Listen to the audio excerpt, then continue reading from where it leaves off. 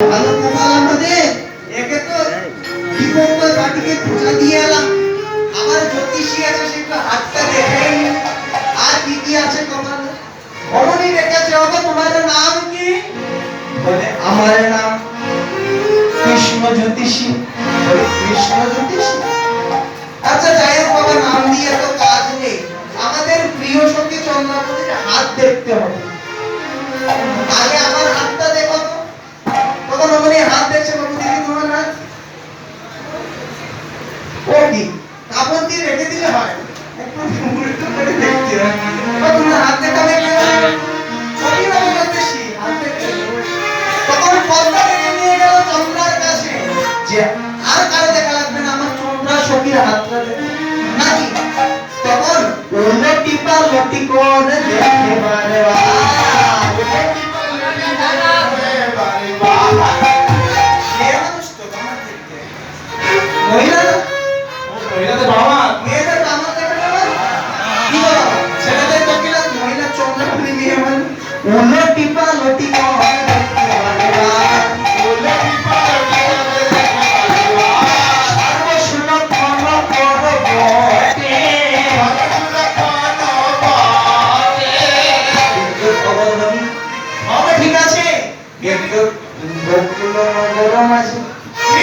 কৃষ্ণ বলে এক পুরুষ আছে,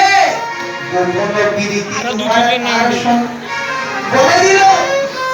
শুধু তাই নয়, আরো এক ভাগী আছে দ্বন্দ্ববাদে মাঝে মাঝে, সেই দুঃখ তোর মনের হলো, তাই না? আরেকজন আছে, সেও কৃষ্ণকে ভালোবাসে। হ্যাঁ গো, সত্যি বলেছো, সেই দুঃখ। তখন হাত থেকে বলছে, হাত থেকে মনে হচ্ছে আজকে কিছু একটা তোদের মধ্যে বেঁধেছে। বলছে হ্যাঁ গো বেঁধেছে। কৃষ্ণ তো জানতে চাচ্ছে কি বেঁধেছে। যেই বলতে যাবে, পদ্মাবতী বলল, বাবু তুমি কিসের জ্যোতিষী, কিসের মানব, যদি আমারই বলতে হয়।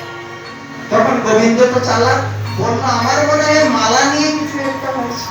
অমনি পদ্মা বলছে, জানো তো মেয়েদের পেটে কথা থাকে না, যুধিষ্ঠির মহারাজের অভিশাপ আছে। মায়েদের পেটে কথা থাকে না।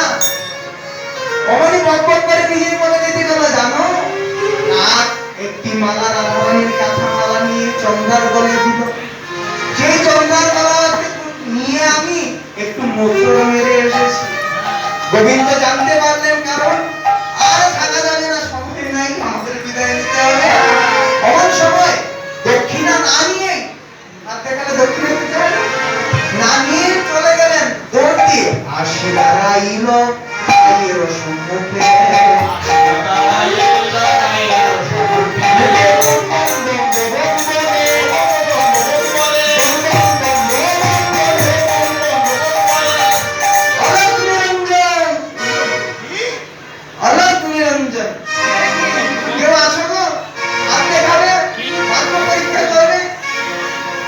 সময় রাধারানী ছুটে বেরিয়ে আসলেন, যে কপাল তো এমনি খারাপ, কপালে আর কি কি আছে কি দেখি। হাতটা দেখে এই না গোবিন্দের সামনে হাত বাড়িয়েছে, অনেক বেশি গোবিন্দ হাত দেখছেন, এবং লটি পালটি করে দেখে বারে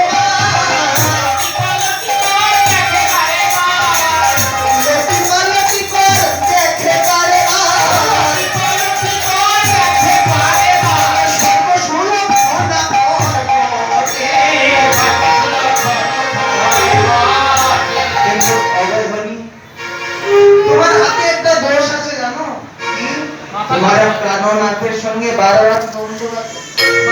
রাধারানীর মনের কথা যেই না বলেছে, আজকে বন্ধ। তখন বলেছে, দেখো যদি শশায় আজকেই দেখো, সে আমার মালা পড়বে না সে কিনা চন্দ্রা করবে, আজকে না গন্ডগোল বেঁধেছে। তখন জ্যোতিষী বলছে, আমি তো বলো, আমি বর্ণনা করে দেখি তোমার বন্ধুর কোনো দোষ আছে। গোবিন্দ তো আগে থেকে জেনে এসেছে, তাই না? জেনে এসে এবার বলছে, ওগো রাধারানী, জানো তোমার না খুব একটা অহংকার আছে, কি? আর তুমি বড্ড গরমিনী, শ্যাম সোহাগিনী, বধূ তোমাকে একাই ভালোবাসে। বৃন্দাবনবাসী তোমার খুব অহংকার, অহংকারে তুমি অন্ধ হয়ে গেছো। জানো কি হয়েছে? বিশাখা সখী পট্টি গাছের কটুরিতে রেখেছিল।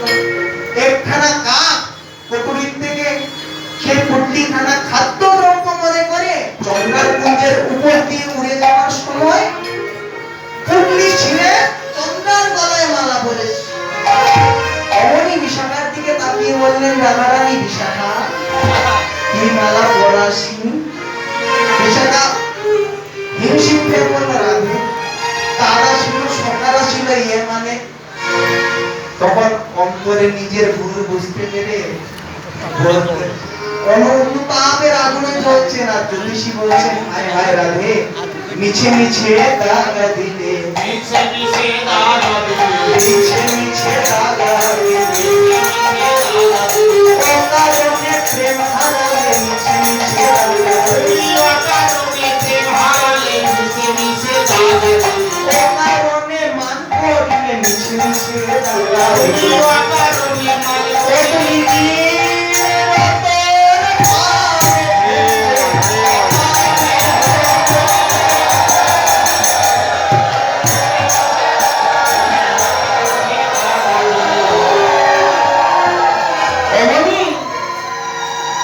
রাধারানী নিজের ভুল বুঝতে পেরেছে। নিজের ভুল বুঝতে পেরে এবার সখীগণদের বলছেন, সখীরে আমার পরামর্শকে এনে দিন। আমার নিজের ভুল আমি বুঝতে পেরেছি, শুধু শুধু নিজের অভিমানের কারণে অকারণে পরমাত্মকে কষ্ট দিলাম। এদিকে কর্মবেশী গোবিন্দ বলছে, না বাবা তোমরা যা করবে করো, আগে আমার টাকাটা দাও, দেখি দক্ষিণাটা দাও, হাত থেকে দিলাম। রাধারানী বলছে, গণক ঠাকুর তুমি আমার চোখ খুলে দিয়েছো, কি দক্ষিণা চাও বলো।